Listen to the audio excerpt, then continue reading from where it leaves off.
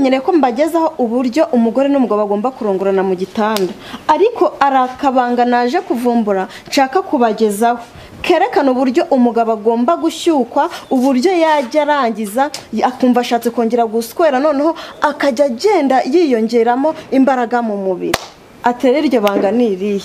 Akenshi dusanga yuko hari ibintu byerekeranye n'ibinini abantu bakunze gukoresha kugira ngo babashe kubona imbaraga mu gihe cyo gucumitagura banyine bari gutera akabariro, ariko hari irindi banga naje kuvumbura rituruka mu bimera. Iryo banga si ibinini si iki, ahubwo ni ikinyobwa. Ndabizi yuko ufite amatsiko yo kumenya icyo kinyobwa, reka mbereke icyo nabazaniye. Uri kubona aka kantu bakita buganza tangawizi hano.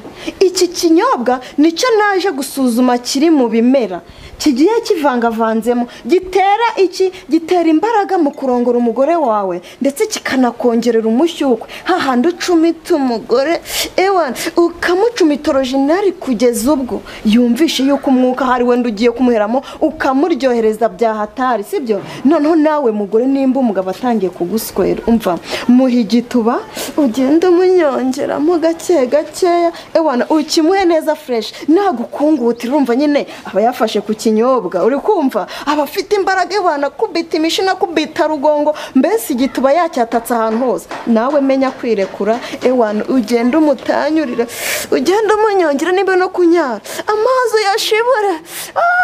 Yewe data we, iki kinyobwa ahantu hose kiri mvugira uti nicyubahwe. Nanjye iki ngiki rero ndacyemera. Rero ukuntu bigomba kugenda n'ahantu utagisanga, uretse kuba wagisanga mu maduka ayariyo yose. Bakita buganza tangawizi hani. Uri kukibona? Rero reka mbaretse, ariko ndabashishikariza yuko nongeye kujya mbazanira ibiganiro bigiye bitandukanye mu byerekeye ku mibonano mpuzabitsina hagati y'abagore n'abagabo kuri iyi channel. Icyo usabwa kugira ngo utangire ubone ibyo biganiro ni ukora subscribe, like and comment, maze ubundi tukagera gute tukimanukira buganza tangawizi hani. Ole